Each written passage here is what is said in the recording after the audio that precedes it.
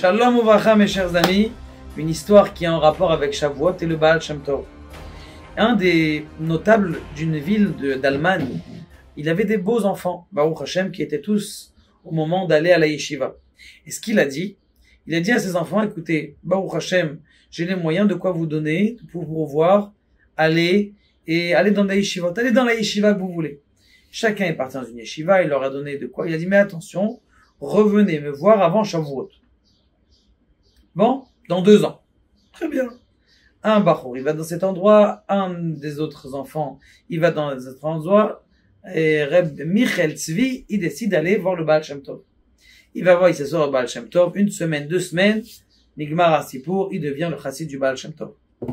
Il étudie toutes ses forces, Shtabar Shemo.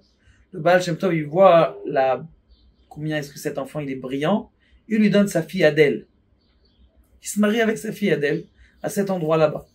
Shtabar Shemo Lara, très bien. Le moment d'arriver, Shavuot est arrivé, et il a dit à son père, vous venez me voir? Très bien. Il retourne voir son père. Et il va voir le Baal Shem Tov avant de partir. Il lui dit, Baal Shem Tov, j'espère, Bezrat Hashem, revenir à Rosh Hashanah. Est-ce que, faites-moi une bracha que je revienne à Rosh Hashanah. Baal Shem Tov, il dit rien, comme s'il n'avait pas fait de la bénédiction. Il s'en va, il retourne chez son père, et tous les enfants, à table, papa, il fait une grande seouda, il appelle toute la ville à venir, pour venir écouter les Dvar Torah de ces Bachoré et Shivot. Et il y en a un qui, un pile-poule extraordinaire, il dit, voilà, le Rashba, il dit ça, et le Rambam, et le Rashi, et Mamash. Il y en a un autre, encore la même chose, l'autre il fait une belle agada. Rabbi Michal Tzvi, dis-nous, quel est Dvar Torah? Celui qui était chez le Baal Shem Tov, il dit rien du tout. Alors, le papa, il est un peu en tension comme ça. Il a invité toute la ville, il a fait un grand banquet, et donc il sait pas quoi faire. Bon, le Seouda se finit. Birkat Amazon, Shalom Uvracha. Michal Tzvi va voir son papa, il dit, écoute, je sais que mes frères, ils ont fait un beau Dvar Torah, j'ai entendu, je connais, mais le derrière du Baal Shem Tov, c'est autre chose. Il a dit, alors quoi, tu vas pas dire Dvar Torah? Si, je voudrais dire un Dvar Torah, mais demain, si tu veux refaire un banquet, je dirai des Dvar Torah. Le lendemain, le père, il fait un banquet, il dit Dvar Torah, il commence à raconter sur le Baal Shem Tov. Et la Emouna du Baal Shem Tov, les miracles extraordinaires du Baal Shem Tov que vous connaissez, qu'on n'arrête pas de raconter. Et comment on appelle ça, la grandeur des lettres du Baal Shem Tov, la puissance de David Ameller, comme je peux vous dire juste ce petit Dvar Torah, puisqu'il est en rapport avec le David Ameller. David Ameller, il a fait des chants. Chaque chant, en vérité, c'est une épreuve qu'il a eue. Il dit David Ameller, lorsque quelqu'un, il a une souffrance, eh bien, qu'est-ce qu'il fait? Il met sa souffrance dans des lettres. Ces lettres, comme il a besoin de quelqu'un d'une guérison.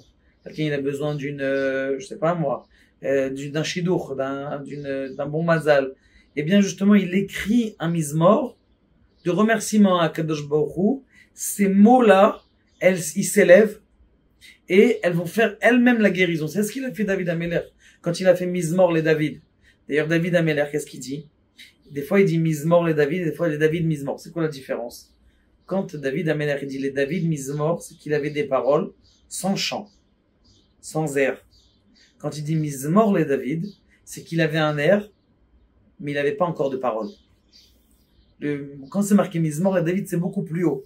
Parce qu'il y a déjà un air qui est chantonné, mais sans les paroles. Alors que le contraire, c'est que les David Mizmor, d'abord il y a des paroles, et puis après, comme ça, il fait des Dvar Torah et tout le monde est bouche bée, parce qu'ils avaient jamais entendu ça. Ce qu'il avait entendu hier de ses frères, les gens, ils avaient plus entendu, ils connaissaient c'était qui, les yeshivot qui étaient dans le coin, on connaissait un petit peu, mais là, c'était une approche de la Torah qui était une autre dimension. Le Baal Shem Tov, c'est une autre dimension. Bon, très bien. Il est très content et tout ça, et Shavuot se passe, et 1 semaine après, il reste, il lui dit à son père, et vous savez, je me suis marié avec la fille du Baal Shem Tov. Le Baal Shem Tov m'a donné sa fille. Donc le père, il était aux anges, ça veut dire, en plus. Et il voit la grandeur de son fils, et en plus de ça, il a épousé la fille du Rav. Très content. Et Baruch Hashem, il reste un petit mois chez, donc de Shavuot jusqu'à Kippour, il y a combien de temps? Il y a 120 jours. Rosh Hashanah, il y a 110 jours. Pourquoi? Parce que Moshe Rabbeinu, il est montré 3 fois au ciel. Première fois pour pour recevoir la Torah. Deuxième fois pour demander pardon à Kadosh Baruch Hu que les Bnei Israël ont fauté. Et troisième fois, il le remontait encore pour pouvoir, comment on appelle ça, recevoir la deuxième table de la loi. Ça fait 120 et il est mort à 120 ans. Bon, Ishtabar Shemolahad, l'élève il retourne chez le rabbi pour continuer son étude, à se renforcer encore et encore.